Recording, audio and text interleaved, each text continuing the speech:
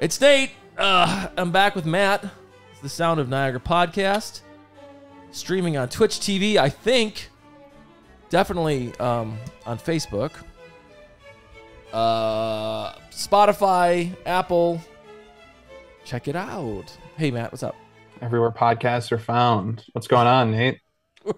What did they used to say in the early days of podcasts? Like, wherever or whatever podcast device, something like that. It was yeah. RSS feed. I couldn't remember. It was very complicated. All right. However you get your podcasts, especially if you didn't have an Apple device, then you were downloading third-party apps and doing all kinds of crazy stuff. But now they're all on Spotify and whatnot. I cannot believe how good the Samsung phones are. Like, I can't believe it. I can't believe we're still buying. I have an iPhone, but I can't believe we're still buying iPhones. I mean, like, have you seen the new Samsung phones? Yeah, I've seen some of them. I mean, all the like folding stuff. It seems like they finally got like the folding thing figured out. So, I mean, and like Apple dropped the iPhone Air this year, which is clearly like one half of the Apple folding phone that they're working on. Yeah, it's so bad. Listen, but it seems pretty bad. Yeah, I don't know. I mean, if I was an Android guy, then I got a iPhone, and I stopped being such a tinkerer, and so the iPhone I've kind of enjoyed using it the past several years, and it's way easier to use. There's no doubt. All right, let me jump in. Listen, this is my second podcast today.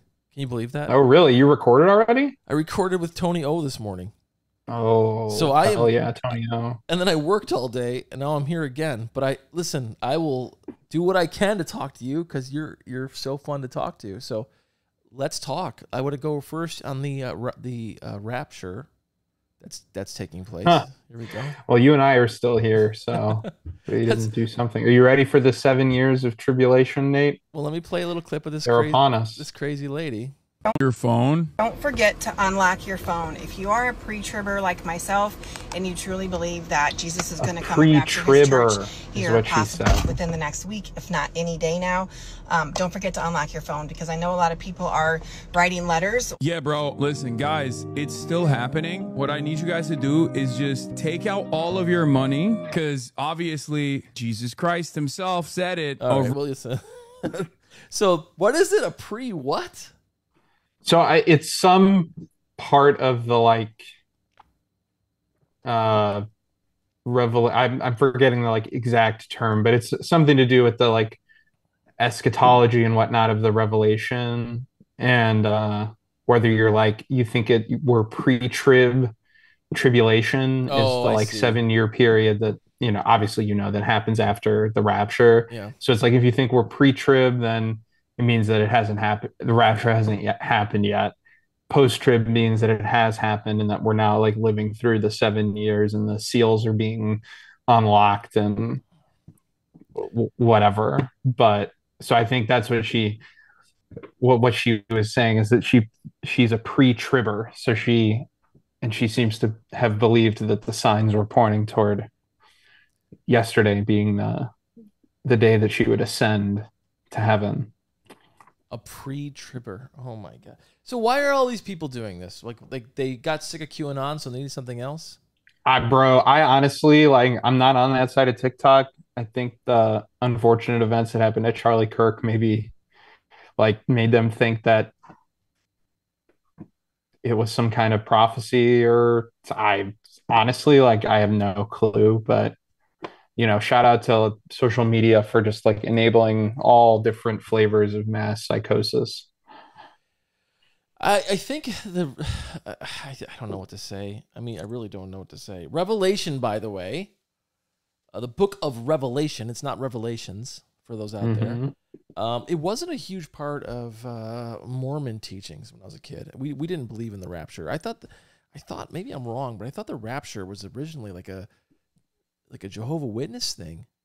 I don't know, because they believe in the separation of people and the elite will be carried. The bottom line is, I think the rapture obsession was a relatively recent phenomenon. Now, I could be wrong about this. I don't know, but I didn't grow up hearing about the rapture. Did you? I mean, did anyone your... Yeah, but I grew up in the like post like more establishment of like the mega church wave, which is like where a lot of that kind of stuff I think like comes out of. Like there was a whole, and I read a bunch of them. There's like a whole book series called Left Behind, the Left Behind you book read those series. Books? I think I read the first like 5 or 6 of them. Yeah. And Tim LaHaye, I know, is one of the authors. I can't remember the name of the other one, but I do think that like those books and their sort of like dissemination throughout the like evangelical Christian community probably further like entrench this like looking to, I mean, people have been waiting for the return of Christ for forever. So I found Thessalonians 4:17, we are alive, shall be caught up together with them in the clouds to meet the Lord. But until the 1830s, no one thought this is a separate event from the second coming. And then the mainstream of this idea of a separate event where we're taken to heaven didn't start until the 1970s from a book called The Late Great Planet Earth. It sold millions of copies, and by the 1990s, 2000s, the Left Behind novels had popularized this idea of a rapture. Yeah. So I'm like, so I didn't read those books. I mean, I never even liked Kirk Cameron. I didn't like that show. What was that show called again? Kirk Cameron's show? It was such a creepy show. I wouldn't know it, probably. You're too young, yeah. Yeah, I think it's a little before my time, brother. I mean, I watched like Family Ties and stuff. Kirk Cameron's show, no, his show was called, oh, that doesn't matter. Oh, it's going to drive me crazy. His old show. Anyway, all these people are obsessed with this. I saw the videos on TikTok where people are showing, look at the clouds, the rapture is starting. Yeah.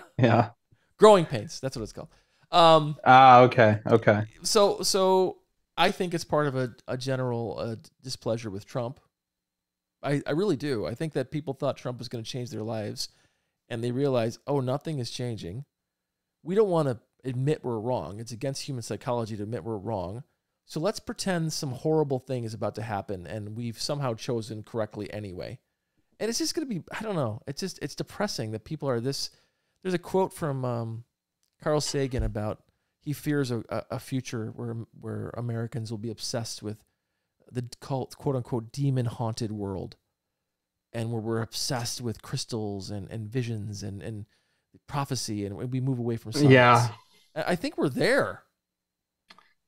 We seem to be. I mean, if you watched it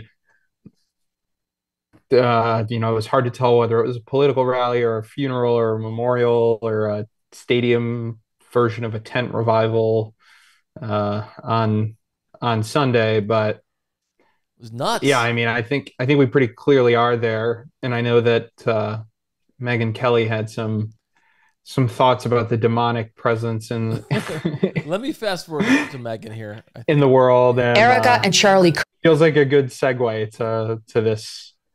Let me jump into her. Erica and Charlie Kirk heard about these curses, and that news genuinely rattled Erica in particular. She knew Christian teaching on the subject. She loved Charlie, absolutely. And she was scared when she heard of the curses Jezebel had called up. So much so that...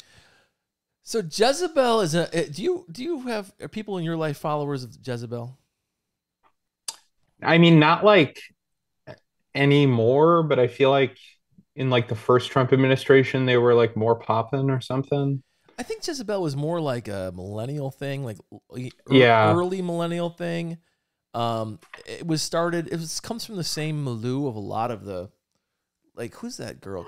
Kara Fisher, I think her name is. Like, she was I find her very revisionist. She wrote that book. I think it's called Burn Notice or something. She does the podcast with Scott Galloway. Oh, Kara Swisher. Swisher. Like, got the whole like the Slate era. Yeah. Like it was from, I think the people from Jezebel were very much I'm actually positive about this because I read a book about it. They were connected to the Proud Boy founder for a while. Some of the founders. McInnes. I don't want to put out false information, so let me check. But anyway, it was very positive. Gavin's back on Twitter now. So. Well, I'm not. It's funny, right? I'm banned, but he's on there. I mean, it was part of Gawker Media. Gawker was destroyed by Peter Thiel. but it comes from that same like we're cool tech people vibe. But it became very much beloved, Jezebel, by I would describe it as feminist women, millennial. Yeah, I mean, I think it's like a sort of very like geared. It's very geared toward, you know, millennial women. I think is a and it was super popular. fair It was never my cup of tea of the demo. but like I guess people still read it. There's still a loyal following, right? I mean, it seems to still be, you know, I don't know whether their shit's AI generated these days or not, but I mean, seems to make enough money to operate. So they put an article out. What was the article was joking about who Charlie Kirk is? Is that what it was? Or they put out an article where they like hired some witches on Etsy to put a hex on Charlie Kirk. Okay, tell me more about this. So like that's it? That they made a joke about this? I think that's like I mean, they wrote an article about, you know, and they like wrote an article about contracting these witches and the process of how they did the you know, how they did the curse or whatever, and published an article about it. So they published an article about it, and now Megyn Kelly says this is what happened. The witches cursed him. Is that what she's saying? Yeah, I mean, it seems like it was taken seriously by, you know, Charlie and his wife, or by maybe more so by his wife than him, I would think. And it sounds like they had like a meeting with a friend of theirs who's also a Catholic priest in the area. And like they prayed over Charlie to, you know, keep him safe from the curse and the devil and whatnot. And I guess that happened the day before he was killed. I got it, by the way. In the early 2000s, this is so strange how we all, I mean, if you go far enough left, you hit the right. In the early 2000s, New York media scene, there was a kind of overlapping friend group, social circuit, that tied Vice, Gawker, and Jezebel together. They weren't the same company, but they operated in the same downtown hipster media world. So writers, editors, and freelancers floated between outlets like Vice, Gawker, and Jezebel. Bars, reading, and Brooklyn loft parties were the glue. Vice, with Gavin McInnes in the early 90s and 2000s, was all about shock value, edgy, politically incorrect. Gawker took a different... Yeah, I've read that there was like friend groups that overlapped here. They were like... Yeah, they traveled in the same... Yeah, but obviously they're not the same anymore. And Vice is dead now, right? Completely. Is there any Vice media left? Yeah, it's like maybe somehow, some way, but it's been... I know that they like went bankrupt and like turned into shit. And then they were doing like shit listicles and whatnot. But and Jezebel is sort of on its last legs, maybe. Yeah, I'm not totally sure, but maybe. But it seems like the witches that, well, it seems like Megyn Kelly and other people believe that they hired witches who had some juice. I guess I just read. Okay, I don't know. They relaunched in 2023. They have severe structural weaknesses and financial problems. I'm looking it up here, but so all that stuff kind of died off. I mean, you lost. Gawker's gone. Jezebel's struggling. Vice is gone. Gavin McInnes is a full-on racist. But for some reason, I've noticed the right wing is obsessed with Jezebel still, as if everyone in America is sitting around watching and reading Jezebel. I mean, well, they're obsessed with whatever sort of, like boogeyman, barely relevant, slightly relevant sort of person who's ever said a bad thing about like a right winger at this point. Everybody is is the leader of the Democratic Party. It seems like, they want to say Tyler Robinson is the head of the Democratic Party, or this kid in Dallas is the head of, you know what I mean? It's just like the Etsy witches run the Democrat, they're just like, it's just sort of like they're just sort of like spray and praying stuff at the wall. And the more I read about this Tyler Robinson character, the more I'm confused.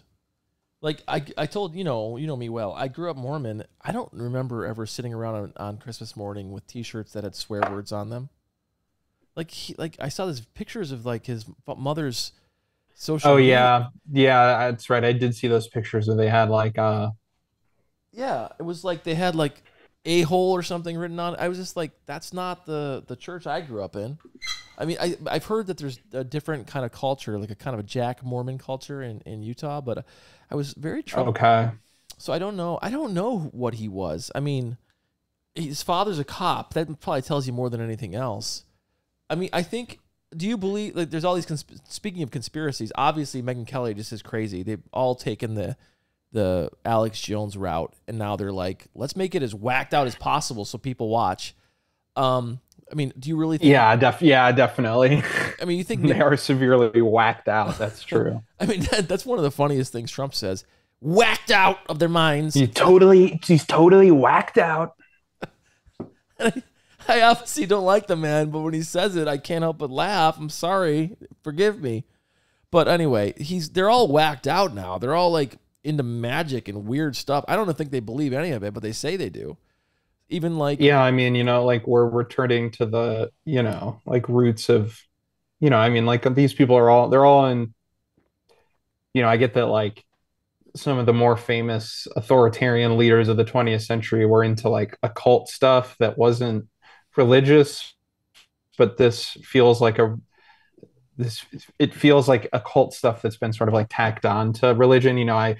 Thomas Chatterton Williams, who's like he's a writer. He is sort of like he was one of the people who in the post like 2016 and the first like big wave of talk about cancel culture. The president just went defined himself as being a classical liberal and signed the like Harper's letter against cancel culture. That was like a big thing, I think, in like 2017, and used to hang out with Barry Weiss and stuff. But he like wrote a thing that was like, I watched this memorial on Sunday and I just like have never felt more disconnected from a culture, and I've like spent half my life living overseas and this makes like no sense to me at all. And Meghan McCain is like, this is classic. This is what did she say? This is mainstream classical American Christian culture. And I'm like, I'm sorry, a funeral with fireworks, playing rock music in a church is not classical American Christianity. It's like the old rugged cross. That's classical American Christianity. You know what I mean? I don't know. This is, again, I grew up in a minority religious faction of Christianity, so I can't. Yeah, I mean, they're trying to act like this like mega church stuff is like mainstream or normal when like, we were one step away. We were one step away on Sunday from somebody pulling a rattlesnake out of a bag and saying,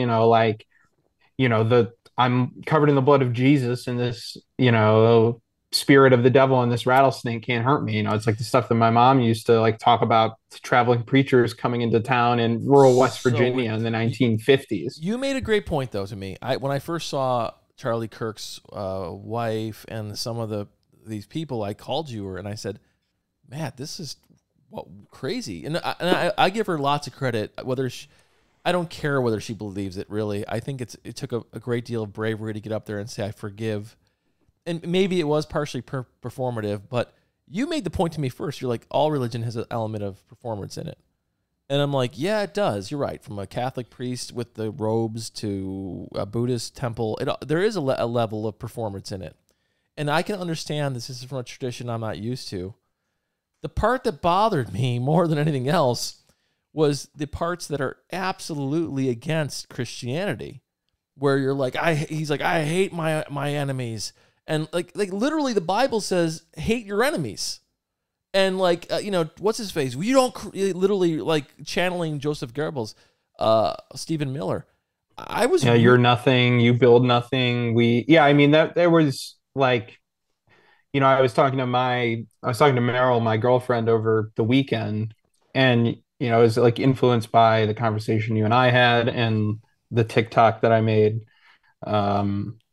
By the way, Nate, we'll plug my TikTok in the comments and whatnot. Hoping to get more content out there. Tell me what the TikTok is right now so people can look it up. It's Matt Deering? It's like Matt Deering 3 or something. Okay, cool. but if you just search my name, you should be able to find it. But is influenced by that conversation, which is that like I don't think Trump is he's not a member of the German National Socialist Workers' Party, and I don't think he adheres to that ideology. But it is weird that like every time when they're presented with an opportunity where they could like do something, they could respond to something in the exact same way that, like authoritarian fascist leaders have responded in the past, they could like respond not the exact same way that all of those regimes have responded to similar crises in the past. Like it's like you could just do one thing that isn't exactly the same as what they did before. But then, you have Stephen Miller going up there and literally directly pulling from two, and people will say, oh, you're doing hyperbole, you're whatever. It's just true. The two speeches that Goebbels gave, one I think was in 32 and one was in 34 or 33. One is the speech he gave called "The Storm is Coming," and the other one is the eulogy that Goebbels gave to Horst Wessel, who was he was like an SS paramilitary member who was assassinated and became like a new big recruitment tool, rallying cry. And I believe eventually like the national anthem, the national anthem is named after him or something. Like Wow. He became like a huge figure in in like Germany in like the lead up to the Nazis actually taking over and assuming complete control of the government there. And he just direct quotes, just straight up like word for word lifted from those two speeches. And it's not by accident. I think what I was looking at there,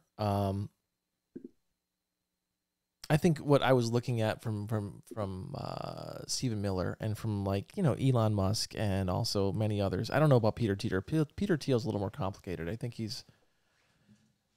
think all of it comes from a sort of Ayn Rand perspective on the world. And as someone who grew up, indoctrinated in Ayn Rand myself by my religious group and a lot of others, it was very popular when I was a kid to read Fountainhead and all that stuff. It's a twisted view, and what it does is it says there are people worth saving and there are people worth killing. And Whittaker Chambers, the conservative columnist, criticized Ayn Rand when she came out with her stuff and she was creating this little cult. He said the end of Ayn Rand's philosophy is the gas chamber. Because if there's Superman, if there's only Supermen and leeches, the leeches have to go. And I'm the creator. You don't build, you don't do anything. We are Rome. We are Athens. We are Monticello. We are Philadelphia. You build nothing. You create nothing. Yeah. It's just so. There's another problem with Ayn Rand's philosophy is there's no children or old people or handicapped people in her books. It's all either losers trying to undermine the great men or great men. That's the society. And I think a lot of it comes from a bastardized version of Nietzsche.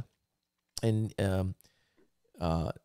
he talked about, the Nazis also stole Nietzsche, the will to power. Yeah. And there's a lot of stuff in very influential in Friedrich Nietzsche I find personally very life affirming. He talked about living with courage, he was basically nonconformity, about not conforming with the rules of God is dead, was basically saying that the Christian church in Europe had become hollow. He spoke positively about Jesus. He wasn't anti-Semitic. He was not anti-Semitic. Even he broke off relationships with anti-Semitic people. But that idea of the Übermensch, of overcoming the will to power, saying I have to be self-reliant, is what the Nazis stole, and also kind of the theme of Ayn Rand. And I think there's a lot of positivity in that idea, but if it's twisted to say my will to power means I can dominate you, and my freedom and my powers are more important than your rights and liberties. That's what I think they're leaning into. Does that make sense? Yeah, I mean, I think you're 100% right. And again, this like ultimately, you know, they're like seeking to just like wield the power of the state to recreate the nation in their image. And that's ultimately what like that's what Sunday was an advancement of, was their desire to like a show of what they want America to be, which is like a Botox, I call it like Botox evangelicalism, you know, with fucking sparklers and, you know, a few good minorities in the room, and everybody else is subhuman. While they need them, by the way. Again. Well, yeah. I don't think these guys, by the way, I don't think that Stephen Miller has a Nazi flag in his closet. Maybe he does. I don't know. But I think they're drawing from the same inspiration, the same ideas that cause such horror. Let me. This is what I think is our you know. Well, yeah. I think, you know, that's like, again, what I was saying is that, like, you know, these movements, when they arise in different countries, they take on the characteristics like required to carve out like a quote unquote majority to like define what their in-group is. And they find, you know, like-minded individuals who may be not aesthetically part of the group, but are ideologically aligned with the group's like national, you know, like with the group's like ultra nationalist, like sort of politics. Right. And there are a lot of those, you know, the good ones were in the room on Sunday. Certainly. All right, let me go here. I think that Trump has some problems, though. I think he has a grand vision to take over the country, and he's trying to do it and dominate everyone's free will. But listen to this. The president just went in front of the UN and boasted about how the U.S. stock market is at record highs. The stock market, as I said, is doing better than it's ever done. And all of you in this room benefit by that. Almost everybody. But the U.S. stock market has woefully underperformed the rest of the world this year. What's more, the OECD released its new interim economic outlook for September, and the GDP forecast for the U.S. dropped by a whole percentage point, while the world stayed basically the same. For more charts like these, straight to your inbox, subscribe at the link in... Okay, that's from Bloomberg. I mean, I'm just going to say it. I'm going to say it full force. You can hold me accountable for this. The economy is going to crash. Now, it may not be a depression-like situation because America is still the best bet in town. All right, we have the biggest military. We have the most resources. I don't even know if you know this. There's an oil field, a shale oil, that's becoming very unstable, by the way, because of earthquakes. That oil field has more oil than Kuwait and Iraq. Is this the one that's like off the coast of California? I believe so. But I've seen like Phil Mickelson in between posting about it. We need to like deport Ilhan Omar. Is like, we need to do something about this. We have so many resources. I read that a European report by 2050 that most of the wars in the world, actually all the wars in the world, will be fought over food and fresh water, which is horrifying to think for people that live along the Great Lakes. So I think that we do, but we do have blessings here, right? These Great Lakes, 80% of North America's fresh water right in our backyard. America is blessed, all right? And it still has a pretty dynamic culture. But if you don't think that culture is in decline, and I hate saying this because I love America, you're just not paying attention. Culturally in decline, I mean, look at the domination of Little Korea's pop music. It's insane. I never thought I'd see a day where people across the world were preferring Korean pop music over American pop music, but they are. The rise of Chinese cinema, all these things, and on top, but forget all that. Just take it. That's macro. On a micro level, you cannot put tariffs on everything and think your economy is going to be solid. It's just not going to work. We need stuff from the rest of the world. This is going to hit consumers. I am not a free market absolutist. I don't believe in a race to the bottom. But it's going to hurt America. This guy is terrible at economics. It may be making him rich, but it is bankrupting our country. Go ahead. Yeah, no, I mean, no notes. I think you're like 100% right that, I also am like not I'm not a free market absolutist either. But, it seems like all indications are that, I mean, like broad-based tariffs in an attempt to create autarky while we already live in a globalized economy, it seems just, I mean, it's suicidal. It's You know what I mean? suicidal. Like, Also, locking up people that build a $13 billion plant. yeah, the battery plant stuff with those Did you Koreans. see those Korean guys insane. Did you see the interviews with them? They're like, I was here on a visa. Yep. I wasn't breaking my visa, and suddenly I had like these are like engineers trained at like top Korean universities, and they were like taken off in chains. I mean, Yeah. I mean, all the stuff you think, like people are like, it's not that bad. Stop overreacting. It is that bad. It is right now that bad. Right now that bad. And it's getting worse. Did you ever think that like in a time when we can more easily than ever see how bad it is, that like more people would not believe that it is as bad as it is? You know what I mean? Like I don't know what it would take. I think people are since COVID especially, as long as they get the Netflix is on, they're going to and they can zone out and kind of be okay.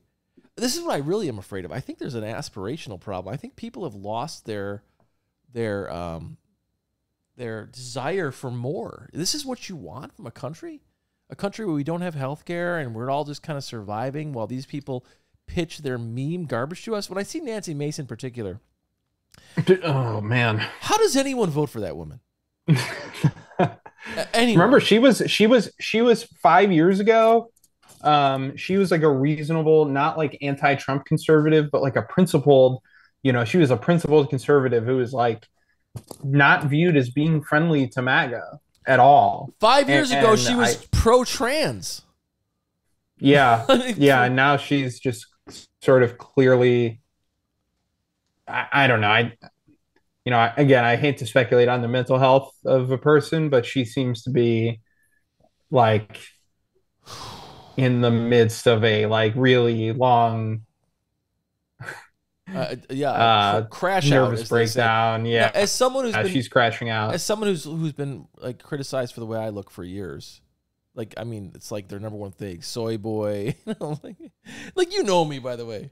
Like, isn't it like? Listen, yeah, I'm quirky, but you wouldn't. I don't listen. I don't want to be like.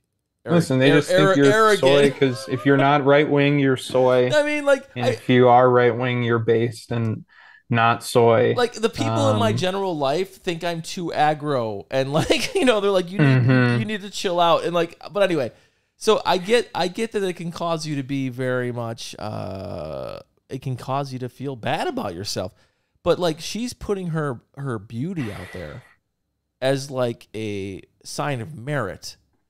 As if she's and like I feel bad for her because all I see online now are pot shots at her looks, and I shouldn't feel bad for someone who's so cruel, but like all I see is like this woman is ugly, and it's only gonna get worse to her. I think she's in her 50s now, so like it's very strange to see a woman who's built her whole identity about her femininity, and the fact that she's like a hot lady. And to see like how just shallow that is, and the aftermath for her personally, I think it's part of the mental illness here.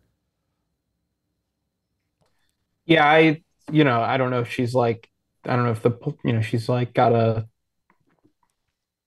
addiction to fillers or like whatever, but did you see when she showed up in a I'm not much one for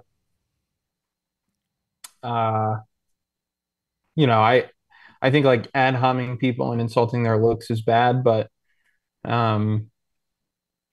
it's just it's very hard to not like go there with someone whose entire again her like entire sort of persona now is just like being a troll in Congress and calling people slurs and telling other women that they're ugly, and so it's like it's so funny she opens the door to this.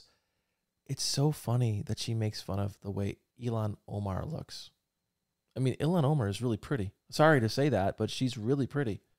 And for this woman, yeah, I mean, it's just like it's so weird. It's so it's like the cattiness, the jealousy of it is just so evident. It's so hard to even listen to. Yeah, it's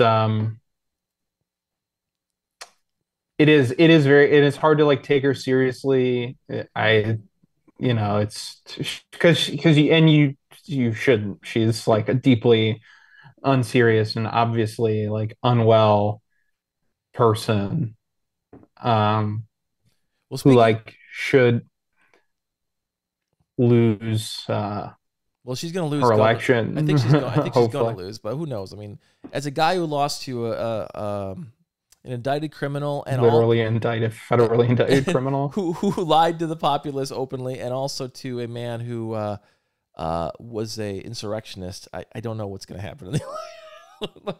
Let me show you this real quick. This guy talking about the racism of our country. Now, what is this dude's name? I see him all over the place. What is it? It's named after a tire. Oh, Forgiato Blow. Yeah. What's his real name, I wonder? Here we go. Forgiato Blow, a little song for you. Boys gave birth to a million. We the people won't stop his machination till they kill us. Battlefield was around, you fuck virus on. And on that casket, you time put a flag on your. So tell me, what does Charlie Kirk mean to you? This right here is what Charlie Kirk means to me. You know what I'm saying? This is what it means to youth out here, children out here, MAGA supporters. Such a grifter. He is such a MAGA grifter. Yeah, known on Twitter as Trump's nephew, which is like, obviously, he dropped his Make America White Again mixtape last week with a song that basically just like about how we need to start lynch mobs and start lynching people. It's like the videos like full of guys lacing up boots and throwing nooses over tree limbs. Oh my God! Whatnot. This dude, I just looked it up. He attended Admiral Farragut Academy, a private military boarding school. Look at it. Interesting. His grandfather, Stuart Arnold, was involved in founding Auto Trader. This is a rich kid. This is a trust fund baby. Okay. Okay. The family background is sometimes presented in the public narrative as a mix of claimed modest upbringing and privileged ties. He started music around 2013. He began producing pro-Trump songs, e.g. Silver Spoon, and gradually carved out a niche of what he observers call MAGA rap. So he's a rich, dumpy guy that is like literally. I mean, I'm not a big fan of the idea of cultural appropriation. I'm sure. Because like it's just, to me, if you dig into it a little bit, it doesn't make any sense. Now I'm more than willing to hear your backlash against me on this, but like, I think there's some merit to people being concerned about it. I think people got way too out over their skis about some of that stuff. Well, there's a difference between somebody taking something sacred and making money off of it. Okay, I'm stealing this, but like, isn't like hip hop completely founded on the idea of like sampling? Like, we build culture off of culture, and like I agree with that. I think.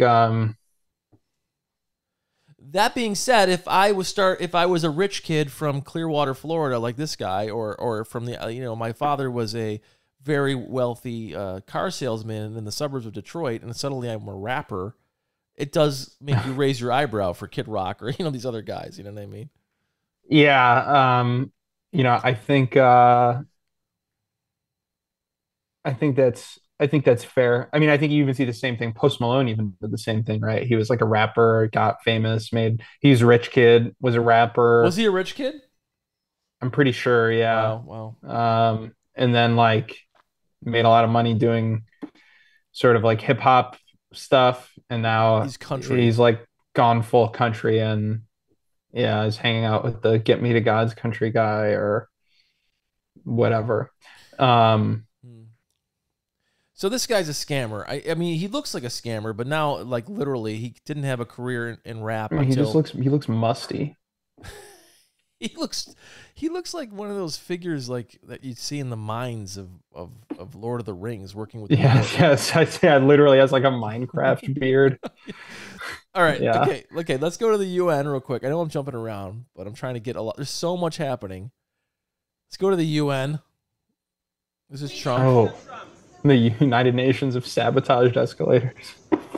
So he's going up the escalator. The escalator stops. Melania, very. President Trump, why did you cancel the meeting with Chuck Schumer? Okay, the funny thing about it is his reaction. He goes like, "Yeah, the point that he does." Yeah, what is it? Like, okay, I don't know. He's like, "Wait, you're telling me I have to walk up these?" I'm actually literally surprised he could make the climb.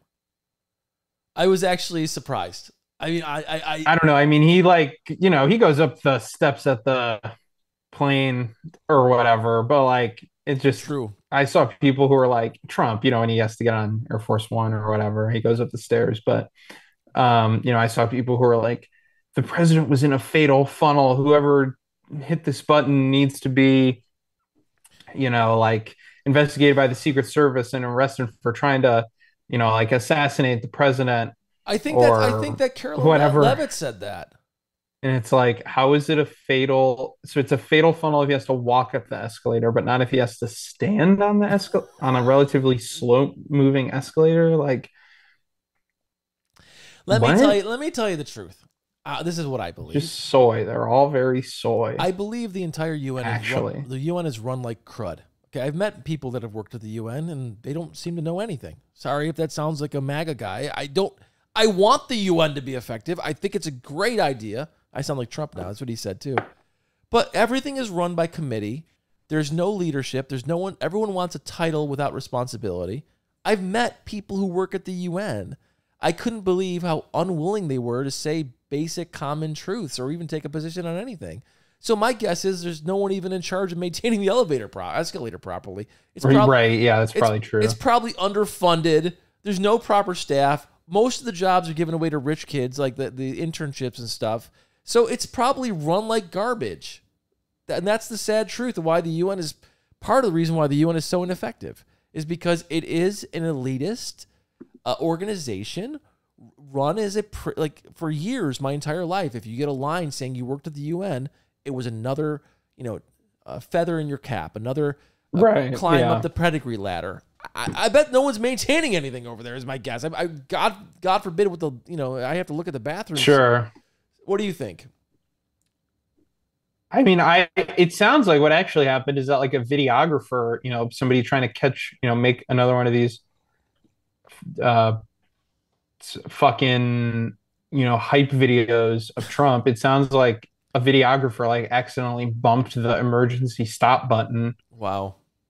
And that, New Republic reported that that's what happened. That it was like a videographer and that the White House was in control of the teleprompter. That makes sense. And like as if like some dude from Egypt or something is in there like cutting the wires or something. The Secret Service or somebody did like find like they raided an apartment that had like a massive I saw that cell jammer. Did you see that? Like, who's responsible for that though? Have they 5,000 SIM card? We don't know yet. Huh. I mean, like, my guesses are always going to be like for something like that. I'm like, it's the Saudi Arabia, Israel. Needs to stop. Yeah, seriously. Maybe it was the Cambodians and the Armenians or whatever. I don't know. All right, sorry. Now let's go to some sad news. Another act of political violence. Someone has shot up an ICE facility and ended up killing 2 people that were detained. By the way, I've been in an ICE facility before. Not nice. Yeah, I know. Not nice. Not a nice place to go. I mean, I wasn't detained. I mean, yet, God forbid. It was just a scary place to be. But anyway, let me play this. This needs to stop. Thank you, Ted. Violence is wrong. Politically motivated violence is wrong. Yeah, newsflash. 2 weeks ago today that we saw a political assassination in Utah Wait, sorry to be so flippant on this, but I like that I'm the only person in the well, I guess a lot of unks, as my sons call me, are still using the term newsflash, but I like to say sorry. That tore the heart out of much of this country. This is the third shooting in Texas directed at ICE Newsflash. or CBP. This must stop. Okay, thank you, sir. To every politician who is using rhetoric demonizing ICE and demonizing CBP, stop. Again, he's trying to curb our free speech. He's saying he's equating anyone who criticizes ICE with a guy that shot up an ICE facility. Right? Yeah, and it's again, like they're saying, you know, you have to stop calling us authoritarian. We're not going to let you keep calling us authoritarian. We're going to pull you off networks. We're going to censor you. We want to prevent you from accurately describing the behavior that we're doing. And we're going to continue to engage in that behavior. We're going to double down on that behavior that you're labeling as authoritarian. We're going to do something that is objectively authoritarian in response because you're wrong for calling us that. You know, it's So let's talk about COVID for a second, right? Because we all lived through COVID. It was horrible. I mean, it was terrible. I hated COVID. I don't know how you feel. I had to run a campaign during COVID. I remember. I mean, like during COVID, like our whole strength of our campaign strategy the first time was like we could meet people. And suddenly I was like in a room by myself, like, hello. It was horrible. It didn't work at all. But anyway, COVID, that's not why I hated COVID. I hate COVID because I lost people I loved during COVID. My brother passed away during COVID. It was terrible. Yeah. And then I got hired by some people during COVID, and they were literally like RFK Jr. type people. And I was like doing legal work with them, and every day was like a full-out screaming match. And I was like, I'm not doing this, like the stuff they wanted me to do. It was terrible, a terrible time for me. But like, so we can criticize, but the fact that we're sitting in the situation now, 5 years later, and the take is that the right wing got it right, that's ludicrous. Like, you know what I mean?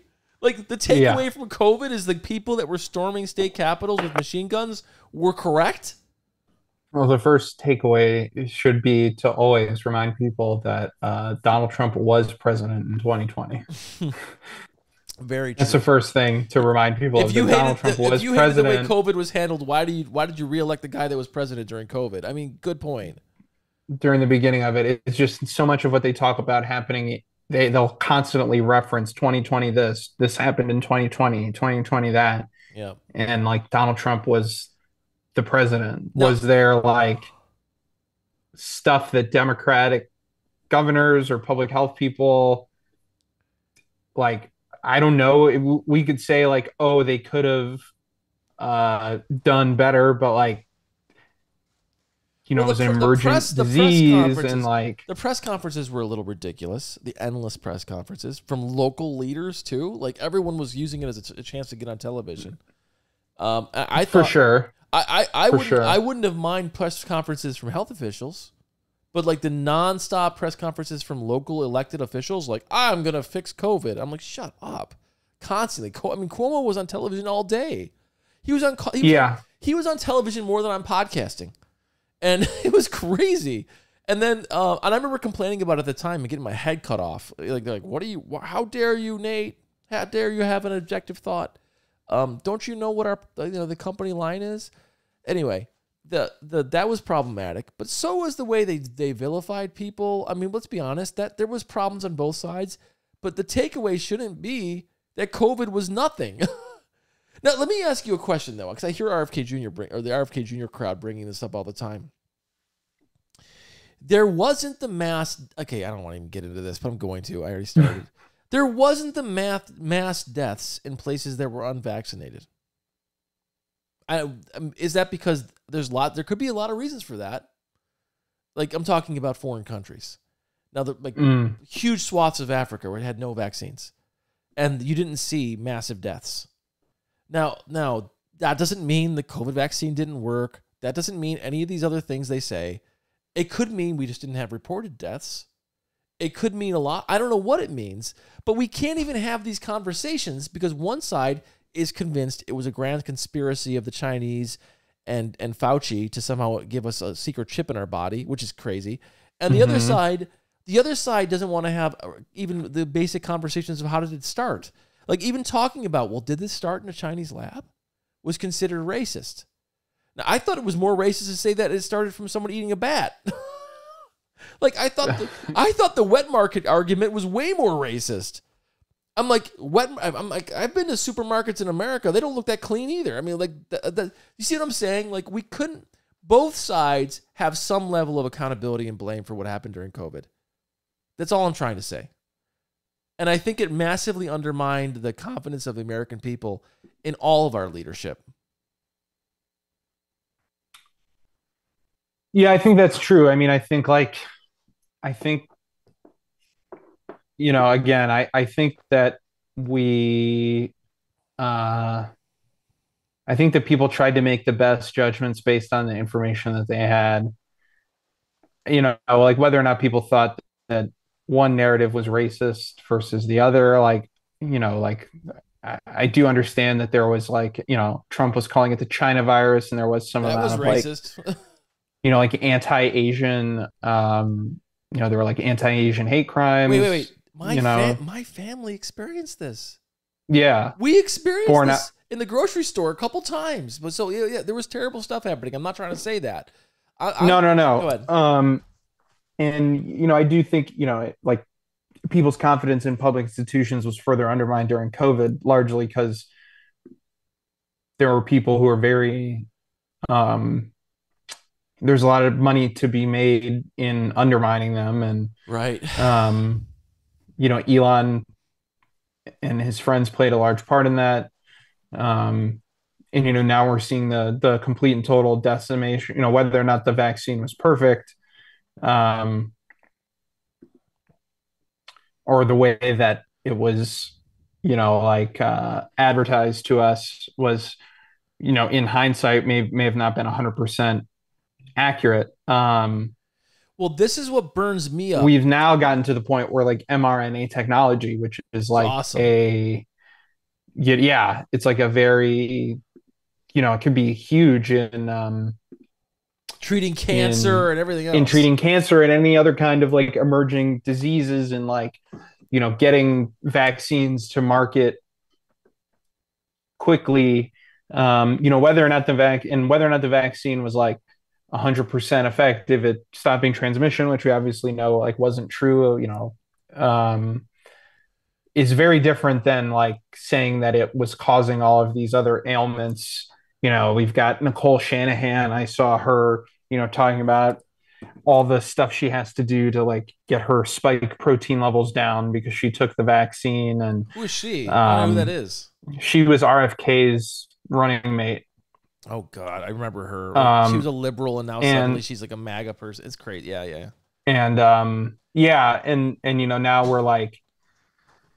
we're just totally in madness. That like massive area of like emerging research that could, you know, solve any number of problems for a guy who thinks that like, you know, he's taking colloidal silver to like tan his skin and eats like, you know, proudly eats roadkill and doesn't believe in germ theory, is like in charge of like.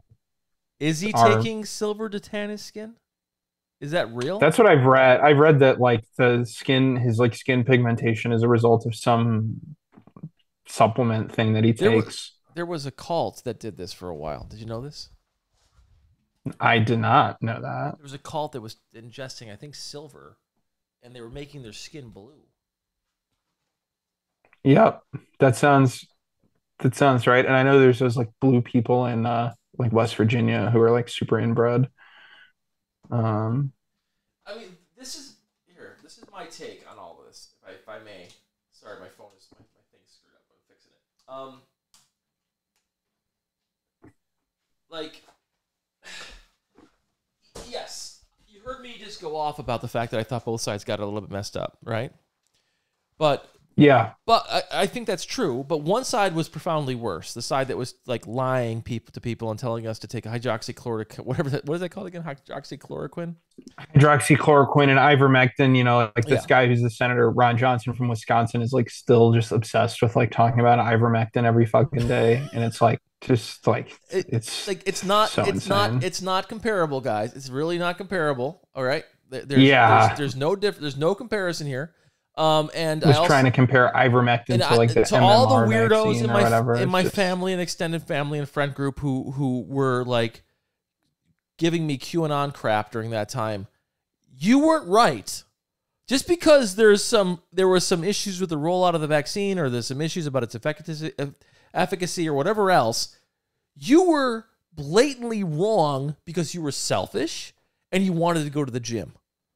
So don't try your revisionist history on this, okay? That's what bothers me about all of it. And I think the press conference we saw last week, or 2 days ago, whatever it was, it seems like time is yesterday. That was the Monday. I think that was worse than I think that was worse than any of the press conferences I've seen on health. He was openly blaming mothers for the autism of their children and telling them, when you're hurting during pregnancy, just tough it out. Whatever you do, don't take Tylenol. That was insane. That was as crazy as the bleach stuff, if not more crazy. Yeah, and like the guy, it seems like from what I've gathered, the guy who they're like rely on for all this research, the guy who's been like the expert witness, is like a total and complete charlatan. They're even saying like, well, we don't really know if this is the reason or not, but just like don't take it. They found a CYA. They found this CYA tweet from 2017 from an account that allegedly is the official Tylenol account, but like it hasn't tweeted in 4 or 5 years. So like, who really knows? But like, they said like, well, we don't recommend taking Tylenol when pregnant at all, which like, of course they don't, because it's on the label where they say like, if you're pregnant, talk to your doctor before taking Tylenol. Well, it's like a CYA tweet. Well, I'm going to tell, and they're acting like that's the evidence. Tylenol was hiding that's the evidence. They were hiding the truth from us in plain sight. They've always known. Let me tell you something about autism. When I was a kid, autism was people that were in their own world and completely out of it. We have broadened the definition of autism to be vast, from people who have mild social disorders to people that are severely unable to recognize or like take care for themselves or whatever. Interact with reality. That's why we have an increase in autism. It's a catch-all phrase that covers a broad, quote-unquote, spectrum of human behavior. Where I was a kid, they'd say, he's a little off, or he doesn't get along well with other people. Now it's everything is autism. And that's the reason why we have an increase in autism. Okay? Yeah, I think that seems to be a big part of it, is just like the diagnostic criteria have changed. Like we don't really consider, like, I think they changed the like Asperger's diagnosis has been like, is now just part of the autism spectrum. And so that is part of it. And every jerk I know, jerk CEO type guy, has autism. It's also like somehow like get out of jail free card to be a jerk to your Remember employees. when Kanye tried to use that as an excuse for being an anti-Semite for a while? He's autistic. It's like Roseanne with Avian? What was she on? she said all that racist stuff. Roseanne was off the Ambien. Ambien. Yeah. By the way, Roseanne was comparing black women to Planet of the Apes.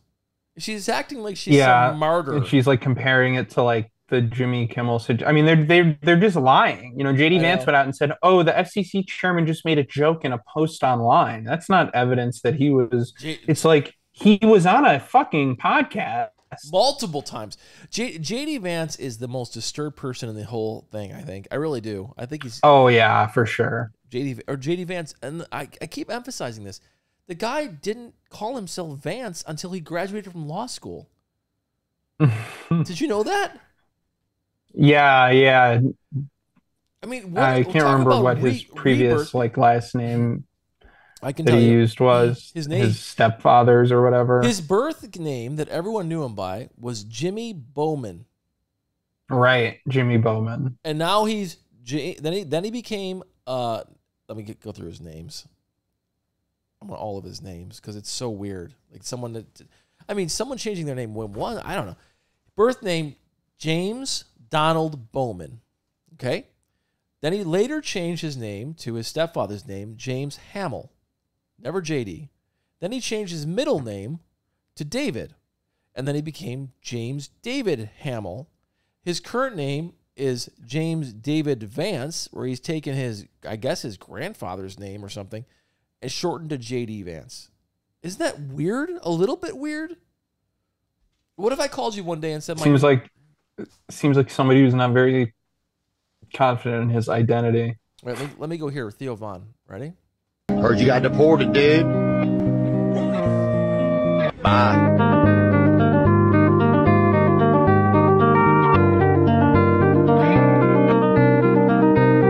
So it's a stupid like meme because we live in everything. It's like the shitpost video of Theo Von. Right.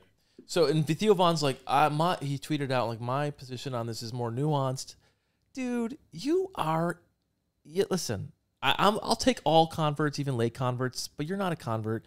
You want it both ways. You're a MAGA grifter. You hang out with the Kushner. You went to the inauguration. You shilled for this guy the entire campaign. Give me a break. I'm sorry. Now you're suddenly so offended that ICE puts you in a video? You are ICE. Like, he campaigned on this. What did you think he was going to do when he's going to get in office? Like, oh, I was joking? I mean, they did. He's not smart. Oh, I think JD. I think Theo Von is smart as heck. I think he's a grifter. I think he's like, he plays it dumb. He's like, me, poor old me. I don't know nothing. I think he's a grifter. You got to be smart. He's funny, right? You got to be smart to be that clever. Sure. He's quick. Yeah, I mean, he's got wit. Yeah, I don't like. I think. I just think he's one of these people who doesn't think about. It's just like the Rogan thing, you know what I mean? It's like whether you're a useful idiot or not, like you're still useful to them, and like people told you that. People told the Nelk boys, about their complicity in it and having Netanyahu on. Like it's all the same, and you like buddy up to them, and you were responsible for, in large part, like humanizing them. But you and I have said this before. Making them seem like if we were relatable or whatever. If we were to go full MAGA a long time ago, we would have been successful financially in some capacity. Bro, I imagine if after I had gotten fired from Burke's office, if I had written a fucking email to Charlie Kirk. Yeah, imagine that. Imagine if like a million times in your life in particular, you're a 6'5" or 6'6" tall black dude, that has been absolutely bashed by the Democratic Party about 50 times. I mean, they literally ran candidates against you when you're trying to get on a committee. I mean, like, there's plenty. Oh, they sent those mailers out, yeah. There's plenty of opportunities for you to have to said, hey, you know what? I think I could do better on the other side. I've had many. There have been many cracks in the door where I could have made a why I left the left YouTube video and made some TikToks and become a Turning Point ambassador, and dude, I've been out given there. up. I could have done the Cenk Uygur, Anna Kasparian. Some people who claim to be on the left or people on the left were mean to me or said mean things to me. So I've now like completely and totally fucking abandoned all of my like values. I've seen the recruitment efforts. From people. I've seen when I was kind of rising in the ranks here and people were starting to pay attention to me, I saw the establishment try to recruit you away from me to be like, hey, buddy, you don't want to be with Crazy McMurray. Come over and hang out with us. And I was like, oh, that's weird. And then I saw vice versa. I saw open racism against you from regular people. I always tell the story about when we went to the bank. Let me just tell that story. Oh, yeah. It's a pretty crazy story. So go ahead. I'll be right back. Yeah, go this. Okay. I mean, I'm listening, but I'm just gonna walk away for a second. It's a long talk. Yeah. So this guy, I sent Matt to the bank to make a wire transfer for my campaign. $50,000 wire transfer. Yeah. So we had to pay for some commercials. Commercials I didn't want to even buy, but anyway, the party said buy them. So we sent this money out, and I said, and it was you and me on the bank account, just you and me. Yeah, because you were my campaign guy the whole time. I opened the account. Yeah, you and I opened the account together. I don't want to name. I don't want to name names where he works. I don't want another lawsuit. But this all happened. Okay. All right. So I sent him to the bank, not even thinking twice about it. A well-known bank that sponsors many things in the area. and he calls me and says they won't let me make the transfer. I'm like, why? Your name's on the account. He's like, they said my ID is fake or something. And I was like, what? My ID, my driver's license, because we have those hard plastic driver's licenses, it was cracked.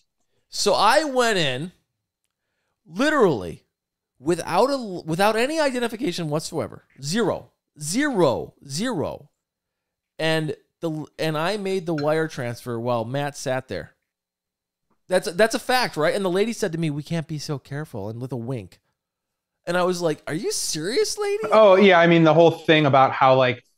They said, "Oh, there are several red flags going off." So I asked if I could see if they could tell me the list of red flags that I set off, and they were like, "Oh no, it's proprietary." No, it was literally her. We can't tell you. There was some issues, if you know what I mean, and like her, like kind of like looking over at you, and I was like, "What issues?" It was like truly overt racism. But then again, yeah. But then again, I also saw when we'd be out places, some of the right-wing type party activist type people, they were like, hey, if we get Matt over on our side, this is going to be great.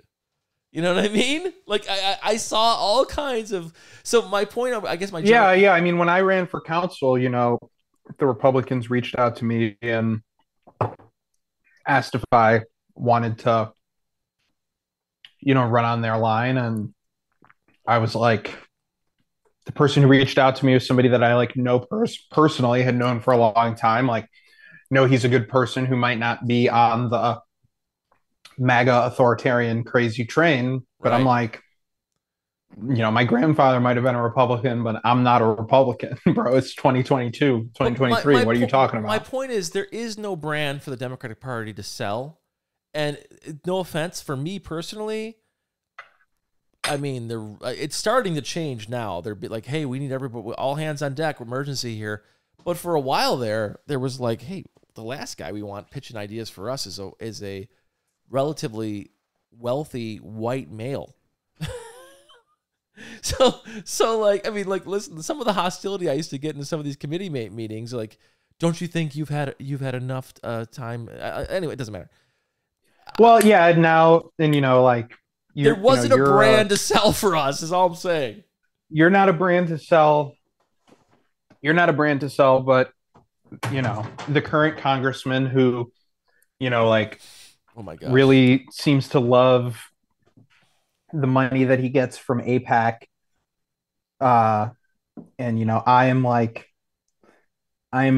have been throughout the war, you know, more pro-Israel than a lot of other people on my side of the aisle, or people who believe in a lot of the same progressive policies that I do. But like, obviously the situation now is pretty untenable. And the fact that, like, you know, AIPAC, you know, Tim Kennedy is like, got nothing to say about it.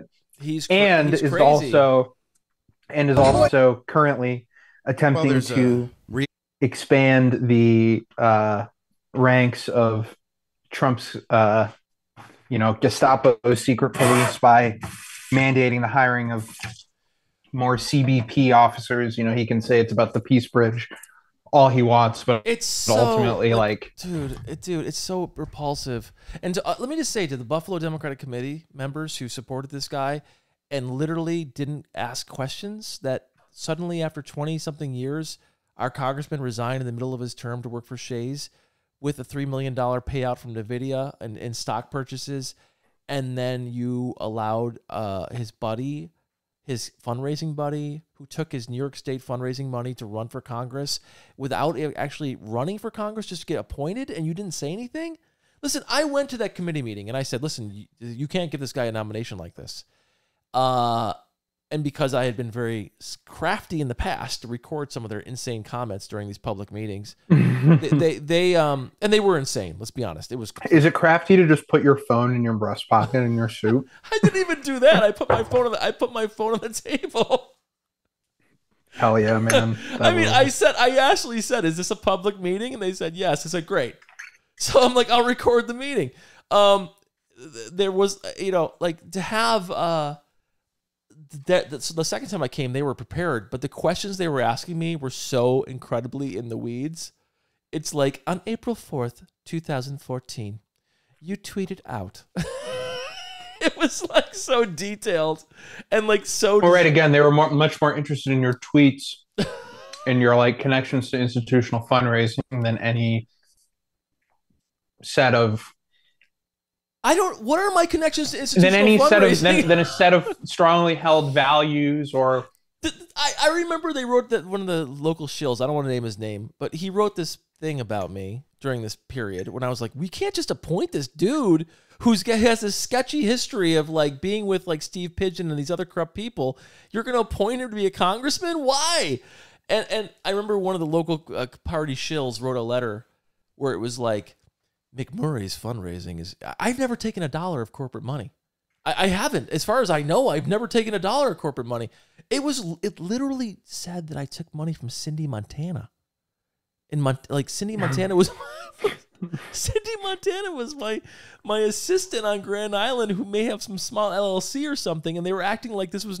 Like the hypocrisy of the local party. And this is what you get when you hate democracy. When you hate challenges, when you hate open questions, when you hate open debate, you get a guy who's in the safest seat in New York State who spent the summer in Israel. I mean, with Republicans. That's what happened. Am I wrong? It's certainly it's like the safest seat outside of New York City. It is pretty absurd that like we sent a fundamentally conservative person who doesn't seem to have any strongly held policy beliefs on how to solve a single issue really anywhere, frankly. Yeah, and was in office for 13 years without ever taking a position and watching the decline of our city. Yeah. I mean, local legislators have different responsibilities, but when you go to Congress and you seemingly have no real agenda other than like not that it's not important that the people who love to, the people who have beach homes in, Southern Ontario can easily traverse the Peace Bridge. But it's all, between the like mealy mouth stuff about between like some of the mealy mouth stuff I've seen about the tariffs and the economic policy, and I'd love to know what the thoughts are about, Mamdani and NYC. He doesn't have a thought. Not that it's relevant. Again, it is not relevant. Congressman for New York City, but it's the biggest city in New York State. We're the second biggest city in New York State. Like, you're not going to have a position? Listen, this guy, I warned you. I am proud to have warned you. I am equally proud to have warned you to say, hey, we can't have the same people in office in these other positions for 20 years. It doesn't make any sense. Let's move some of these people out. Enough of the revolving chairs. But to have Kennedy, now you're going to get Zellner, who appointed him, basically. You're going to get Zellner is vying for the seat out in Hamburg. You know this, right? For the Ryan seat. Which is funny. So listen, I'm sorry to get in the weeds on this local stuff. I'm just going to, it's important. The current mayor of Buffalo came to me. And said, please don't run for that state Senate seat. It is my quote unquote dream to be a state senator. And I'm like, oh, okay. Like literally with tears in his eyes. And I was like, this guy's always seemed like a nice guy. I don't know him. Like, I'm not going to try to ruin his dream. Like, it's not my dream to be a state senator. Go be a state senator. And I literally had that conversation with him. Once he got that nomination, this guy wouldn't even take a photograph with me when I ran for Congress. Literally would not take a photograph with me. He would, like, if I tried, he'd be like, in a bit. And I was like, this is crazy. So that guy's now the mayor. And that seat will be soon, yeah. And I hope he does a great job. I mean, look, there's no hard feelings. I think that he's better than a lot of other options. Great. Good luck. I do feel that he's representative of a very twisted system. I remember going to a conference with him, a Democratic Party conference. This guy was getting so hyped up about seeing like national political figures, like the worst people ever. Who was like Hillary Clinton's former aide? Huma Abedin? People like that. He was getting so psyched to see them and running around trying to get selfies. And I'm like, is this guy for real? Anyway, so that guy is gonna be the man. If you could get on the line to Huma and get Alex Soros in the room to cut you some checks. I just couldn't believe the way they would line up. Him and the county executive would line up and be like, "Aren't you going to get in line for the selfie?" I'm like, "Why? I don't even know who this person is." It'd be like some downstate congressman or something. Anyway, so these dudes, Adriano Espaillat or something. I was like, I couldn't even remember. I was like, this is so repulsive. It was like a bad trade show. And then anyway, that seat though. This is the point. That seat that he was state senator in, when I mean we, including the people from Hamburg who are listening to this, built that committee in Hamburg. We built it, okay, together. Now, I don't know if any of the people that were working on my campaign are still going there, but I remember when we started that campaign, that was basically an empty committee. And now they've given that to one of the party lackeys to run that committee. He's basically inherited a lot of the work we did and told those people that I'm somehow a bad person without any details. And some of those folks believe I'm actually a bad person because they won't let me go to the committee to talk. It makes my stomach turn that committee and that seat is now going to be handed over to Jeremy Zellner. Yeah, I know that's a sore spot. Yeah, I think, again, it's like a shame, people who run for office because they want to be, there are people who run for office because they want to do something, and there are people who run for office because they want to be something. And I think our party, both parties, are plagued with a lot of those with desire to be something or someone. Absolutely. Not that they're not already someone, but they feel they're going to have purpose with it. To have that title, they don't give a shit about what they're going to do. But let me take a step further on this. I'm going to say this too. I always say this, and people get mad because there's people that hate these guys now because they've been around so long. There actually is starting to be some opposition to them.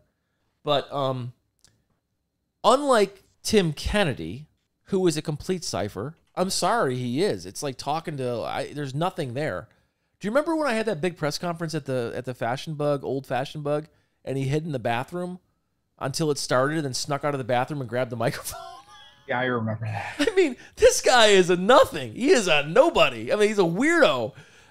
I will say this. I do remember that. He's just a complete weird person. I was like, you could have asked me if you want to speak. You didn't have to hide in the bathroom. Like, I saw him in the background, like he's like hiding back there. And I'm like, I don't know what's he doing back there. And then he went in the bathroom, and he's in the bathroom like 20 minutes. I'm like, we're going to start. And then we started. He comes rushing out. I was like, whoa. Sorry. But unlike him, this is a real tell-all at this point in this podcast. But unlike him, Zellner has, this is a shocker, charisma. I mean, not beauty, but charisma. Zellner is fun to talk to. Funny. Engaging. Even though I think he's a complete jerk, he undermined my campaigns, was a complete jerk to me. I don't know if he believes in anything. I actually have more hope for Zellner than I do for Kennedy. Do you understand? You know both these people. You know what I'm saying? Like, Zellner has something. Kennedy is just a zip, a zilch, nobody. Just a guy. I agree. I've had more fun and I'll say human conversations with Jeremy than I have with Tim. That I just remember.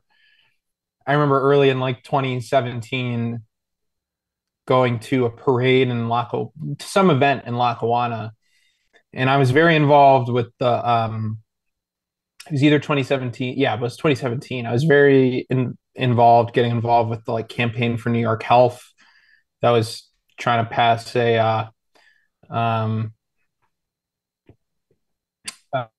like universal health care single payer bill here in New York State. And Kennedy had signed on as a sponsor relatively recently. And myself and a friend of mine who you've had a run-in or two with. Who's you're gonna say names? Anybody I would know by reference? Yeah, somebody who asked you some pointed questions at a fundraiser once. But we went up to him and thanked him for co-sponsoring the bill.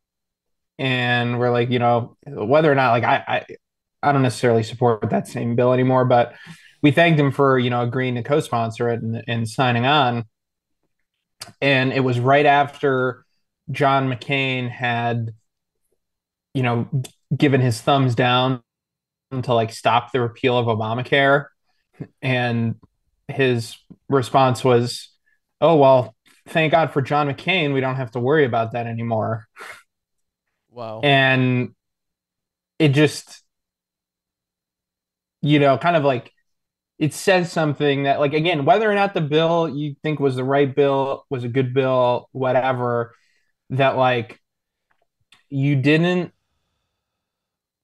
like, did you not really want it to pass? Which, okay, but like, did you only think people were pushing this because like they were threatening to repeal Obamacare? Like, is that the only reason you could think somebody would want single payer healthcare? You know what I mean? It just like, and it just says something about that interaction said something to me about the like motivations of a person who's held office for a really long time. And like, maybe what you need to do is like, like believe in nothing. He believes in nothing. I mean, like he is like not just believes in nothing. His personality is so vapid. He's like flowers from Algernon or something. He's just nothing there.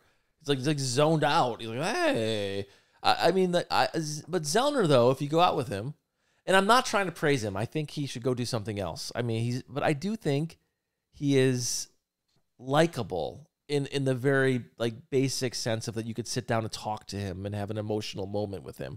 Do I think he'd cut, like in the words of someone told me about him once, will he crack your head open and fill it with cornflakes and have breakfast? Yes, he will in 2 seconds. But sure. He will cut your throat in 2 seconds, which he's done to me many times. But I just I don't understand the Kennedy phenomenon in Western New York. Why he was given so much while saying so little.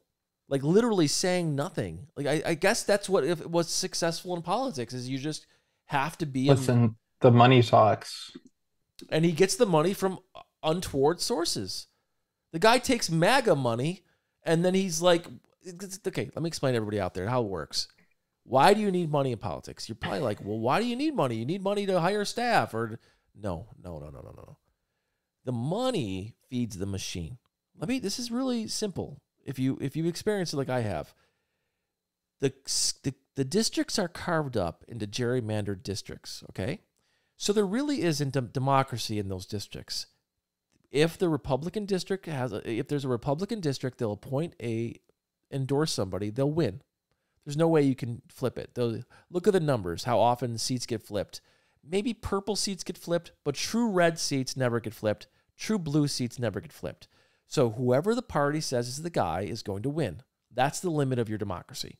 You don't really get a vote beyond that. So how do you get the endorsement to be the guy?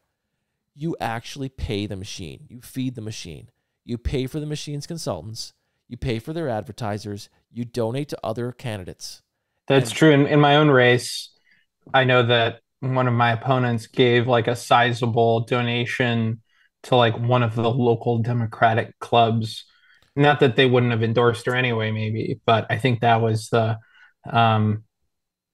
thing that made it happen was, money that was coming from downstate donors and out-of-state donors and stuff like that, to pay the people who are going to go out and knock doors or harass people at a polling place on your behalf or whatever. But yeah, at those higher levels, It's exactly right. Like, different areas, different markets have their own little incestuous cliques, and the party wants you to use this consultant or that consultant. And I do know that there's been some like branching out with the Erie County, with some Democrats in Erie County who are on TV. I know they've contracted a couple times with firms that are down here in New York City as well. Well, that tells me the party is losing control, and that's maybe why Zellner is moving on or trying to move on, because if you're not feeding that machine, like they hated us for using outside consultants that weren't their people.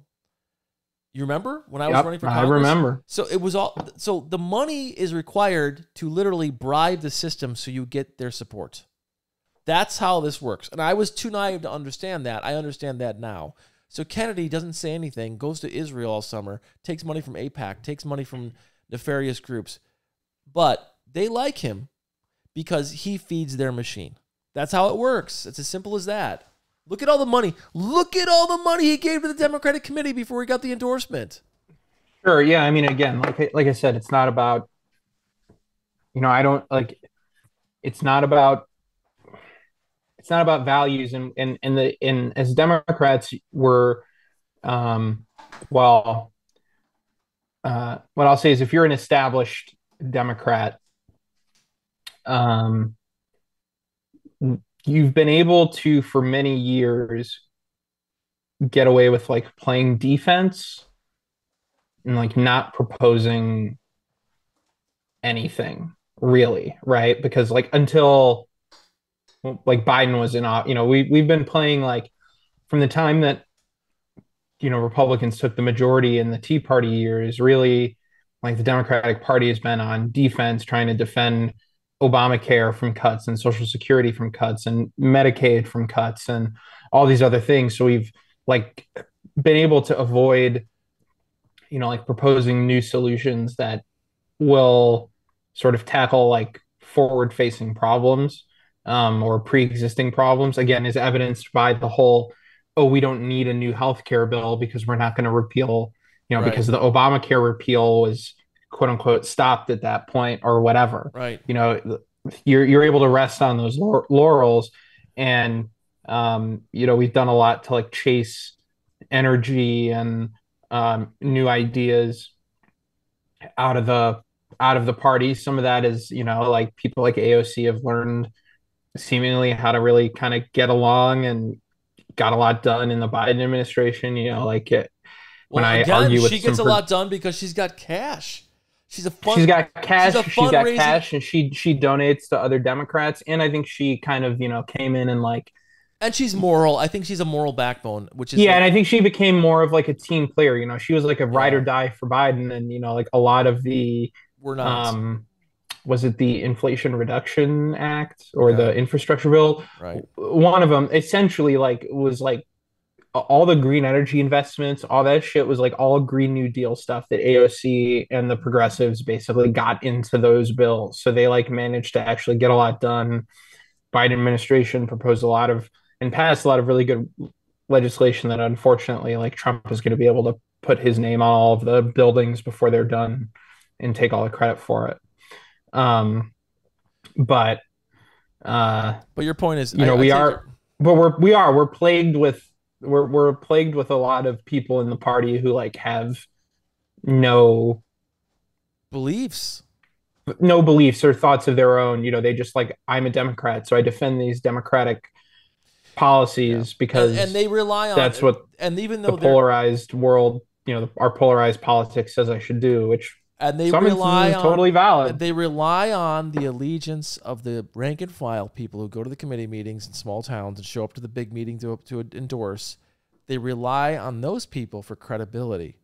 And I don't think those people realize by being blindly allegiant, you're actually not doing yourself any favors, because those people in charge, the Zellners, the local committee chairs that have power, they're actually very terrified of you.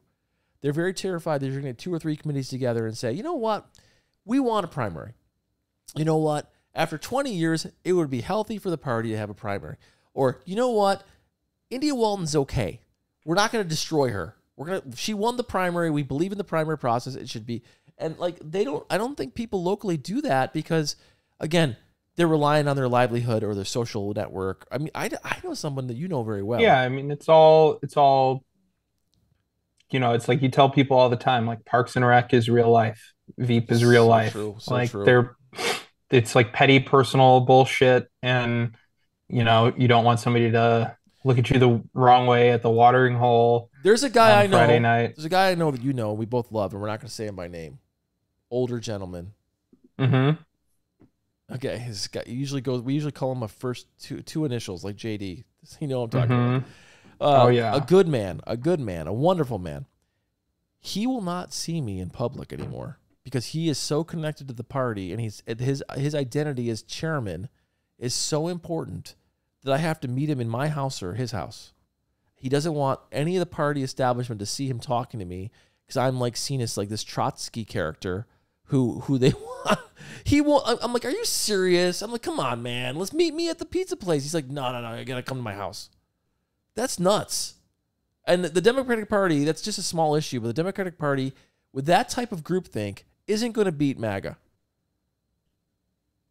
No, I agree. And like, there is like the Republicans have somehow like managed to convince people that they are like the party that's open to debate and discussion when like they are a cult that just does literally whatever Trump wants them to do. But we also like, whether you like agree or not, I know people are like, oh, if Joe Beamer will ever have me on his show on WBEN, again, I doubt. But I remember him saying like, oh, well, not so democratic for the Democratic Party to just like force Kamala to be the candidate or whatever. And like, I think that's a silly argument if you like sort of like are a person who deals in realities, but it's an argument that is convincing to a lot of people. And the like sort of unwillingness to like deal with the reality that like that image does exist, regardless of whether or not they're Republicans are huge hypocrites on it. Obviously they are. They're huge hypocrites on every single fucking thing. Right. Right. Like we do have to create an air of more like open discourse and dialogue. I just think it makes us strong. We talked about vaccines earlier. I think it's a vaccine. It inoculates our party and our ideas. When you challenge ideas, when you challenge consensus, you get stronger. Let me just go to this is the last thing here. This is the guy I don't know what his name is, Mark Maron, and love Maron. I didn't like him so much. He's growing on me. I don't know. There's something about him that seemed bitter. And then I didn't like by the way, I don't like Jimmy Kimmel either. I like him more now because what he's standing for, but I always thought Jimmy Kimmel was like a photocopy of a photocopy of a photocopy, like kind of like a rundown version of like. And honestly, I've said before, the Man Show stuff, I remember it well, and I thought, me too. I remember that being on when I was a kid. That guy's gross. I always thought, but like, listen, he's been on for 20 years. It doesn't matter. This is the point. It doesn't matter what I feel about him. He shouldn't have been taken off the air. So here is Mark Maron. Ready? And I think this is more the problem in general. Everything is some sort of capitalist grift, and like if we don't fix it, it's going to get to some extreme results. Listen to this. Well, there's a Riyadh Comedy Festival. I don't know if you heard about that. This is true. There's a Riyadh, Saudi Arabia Comedy Festival. I mean, how do you even promote that? Like from the folks that brought you 9/11. 2 weeks of laughter in the desert. Don't miss it. I mean, the same guy that's going to pay them is the same guy that paid that guy to bonesaw Jamal Khashoggi and put him in a fucking suitcase. But don't let that stop the yucks. It's going to be a good time. Full disclosure, I was not asked to perform at the Riyadh Comedy Festival, so it's kind of easy for me to take the high road on this one. Easy to maintain your integrity when no one's offering to buy it out, Well, you get my point. I think that I everything's a sellout. Everything's a grift. Everything's a sellout. Does anybody on our side or their side stand for anything? And I think there's a few. I think AOC is one of them. Yeah, I definitely agree, and I think that I think Marin is great. I got to check out his. I think he's got a new special on Netflix now. My girlfriend and I, it's on our watch list. I love what he's doing to destroy. But yeah, I do think. Rogan Oh people. no, go ahead. No, I love what he's doing to destroy the Rogan people. It's like great. Like he's just nailing them, and they need to be nailed. Like it's like all humor. Humor used to be like the category of the weirdos and the outsiders and the nonconformists. Now it's like just the frat boys. It's like it's the only humor available is frat humor, and like him calling that out.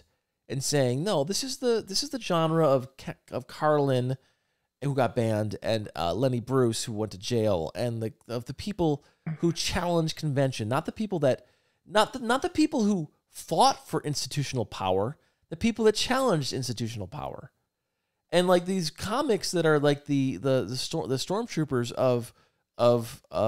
or the shock troops of. The guy that has 15 Supreme Court cases in a row ruled in his favor. The guy who I could go on and on. This is what the guy is in power. They're advocating for the power. That's usually not what comics did. They challenged power and authority. And Marin's saying that very clearly. Yeah, I think so, and I think that's very. Again, valuable, these like free speech, especially these like free speech guys. I saw a bit of an interview with Rick Grinnell. I'm not sure exactly what his position is in this administration, but he was talking about Kimmel and censorship. It's just a very weird thing to hear from obviously this week from like a Trump administration person. Continuing to like lament the state of free speech in Europe. And he actually said, oh, well, all these like startup founders, because of the free speech and censorship going on in Europe, they're going to the Middle East now for, because they're going to be free. And I'm just like, what the fuck is going on? Like